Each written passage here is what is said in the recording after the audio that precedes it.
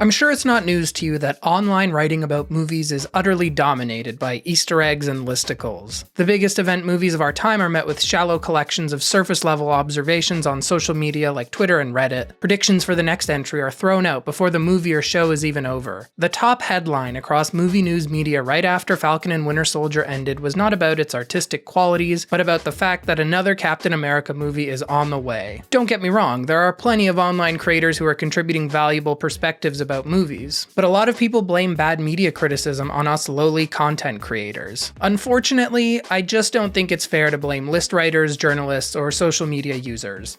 I'm blaming Disney, because let's face it, to some degree or another, it's safe to blame them for everything disappointing about movie culture. Disney, specifically Marvel and similar franchise-focused studios, are conditioning us to watch movies the wrong way. Am I being too dramatic? Probably, because honestly, I do believe there's no wrong way to watch movies. So let me rephrase. Disney is teaching us to watch movies in a new way, and I am conflicted. I'm mostly going to use MCU as an example because that's the model that every single franchise is trying to ape, and they're the ones doing it better than anyone else. I want to make it clear that I do get a lot of joy out of Marvel Studios, so forgive me if this sounds cynical, but just hear me out. Why is it that this beekeeper from the early episodes of WandaVision was at the center of discussion when the show first aired? If you've seen the show, then you know that the beekeeper amounts to nothing more than a piece of imagery, texture to a larger story about something else entirely. Nonetheless, for the rest of WandaVision's episodes, hardcore fans were convinced that this beekeeper was the harbinger of Marvel character Mephisto. People were hyper-fixated on this little detail and let themselves get disappointed because their knowledge of a Ghost Rider villain meant nothing for WandaVision's story. Does anyone remember Broom Boy from The Last Jedi?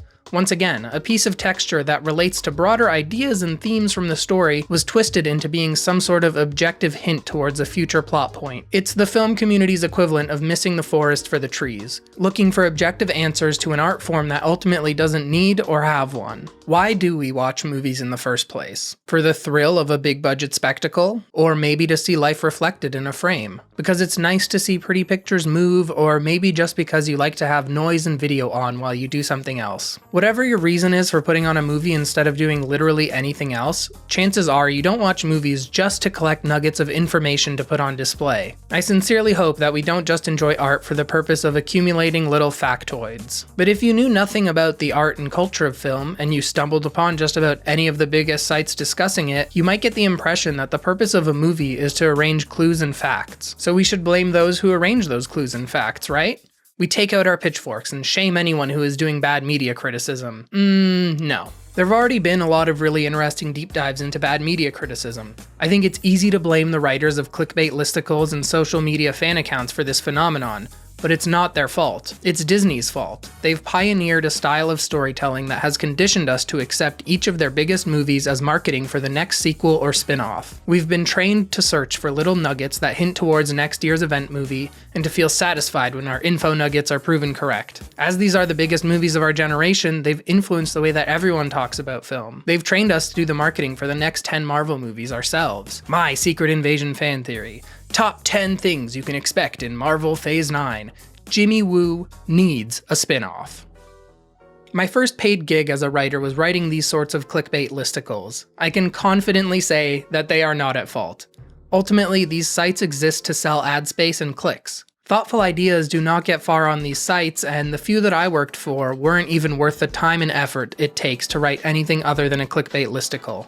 I was paid $10 per article and was expected not just to write it, but to do all of the SEO, backlinks, fact-checking, citations, research, and photo editing for $10 per article. A task which at best took a couple of hours, but a single article worth $10 could easily end up eating my entire day. I refuse to blame the writers at these sites. They work hard as hell and are completely exploited for their skills. Yes, writers for these sites pitch ideas, but for the most part, we were assigned the lowest common denominator.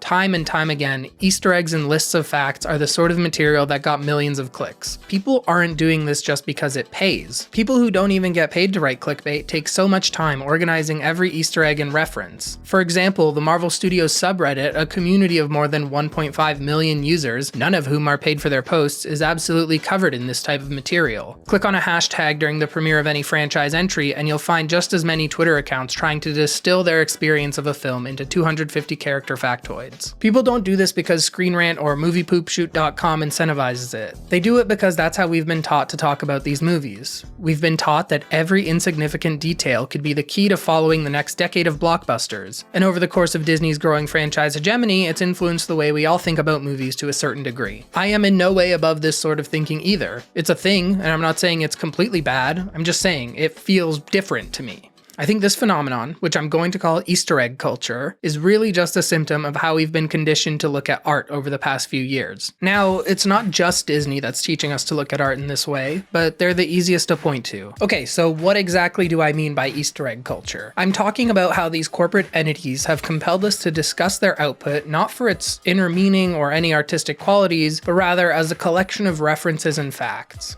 Disney, Marvel, Star Wars is making us absorb art like collectors displaying their Funko Pops. Behold, my stuff.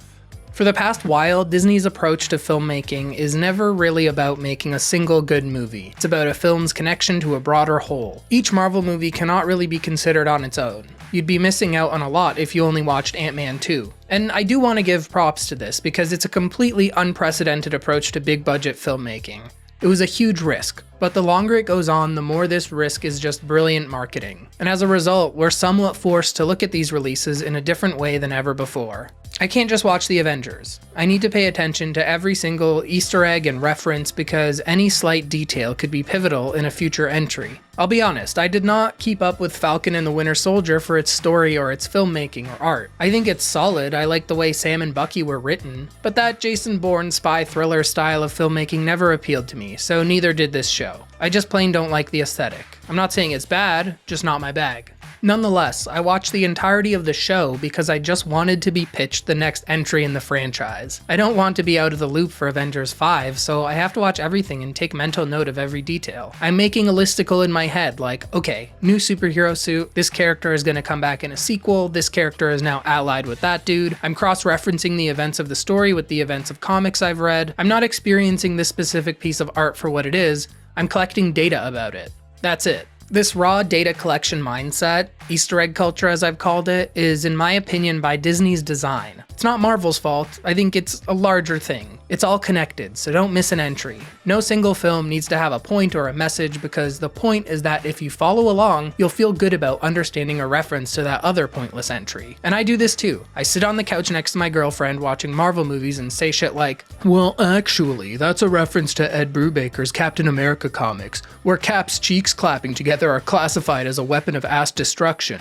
I feel rewarded not because of any sense of catharsis or because I watched a deep reflection of my personal experiences or because I saw imagery that hit a primal part of my brain that resonated with my deepest human desires. That's not the point of these Disney movies. The point is for me to get a reference and to feel good about being a good audience member. You might be thinking to yourself that this sounds a little cynical, and you're right. Many talented artists work on Disney movies, and I've no doubt they're putting their hearts and souls into making sure that every detail resonates with us viewers. There is a lot of heart and personality to every Marvel and Star Wars movie. These are not just soulless cash grabs. However, I do think that story and art are ultimately secondary to making sure that each Marvel movie markets the next one. Does that make sense? Falcon and the Winter Soldier is primarily marketing for Captain America 4, and Captain America 4 will most likely be marketing for the next Avengers or something along those lines. It's no longer just product placement that's peppered in throughout these films. It's also constant marketing for the next entry in the franchise. And what's truly genius about this approach is that while I can easily ignore the Gillette product placement, I'm actively searching for Marvel to market itself. We have to pay attention to every detail and Easter egg because otherwise we'll be out of the loop. Sometimes it feels like there's no point to look for deeper meaning because that's not what Disney is putting effort into. They're putting effort into marketing the sequel or spin-off. But I also don't want to just sit here and say, boo Disney and their genius marketing. They pioneered an inventive way to tell stories. So what's missing?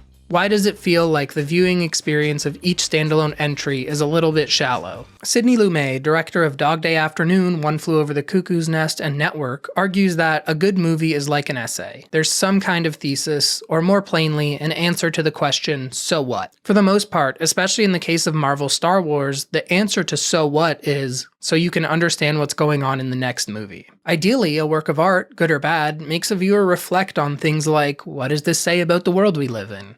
Does this depiction of society challenge the status quo in any way? What does this say about this type of character or this situation? Something. That's not to say that there isn't a single Disney movie that has something to say beyond Captain America will return. Black Panther definitely had a message about culture and colonization. Guardians of the Galaxy 2 had something to say about family and fatherhood. There are Marvel movies with explicit messages, but the messages are really never the focus. The focus is always primarily that it's all connected. Over-prioritizing Easter eggs and references means that there isn't as much to really challenge a viewer who's willing to engage with art by looking for more abstract meaning. And you might be thinking, I just want to shut my brain off and watch some action, asshole. And that's fair. There is absolutely a place for that type of movie viewing experience. I love big, dumb, over-the-top movies just as much as everyone else. And I'm not saying anyone is lesser for enjoying movies that way. No matter what, I truly believe that every single movie is a miracle just for existing. The fact of the matter is that whether intentional or not, art does carry a message. The most successful films of this generation, however, have very little to say beyond references to itself and its future sequels. Yes, we can shut our brains off and watch these movies anyways.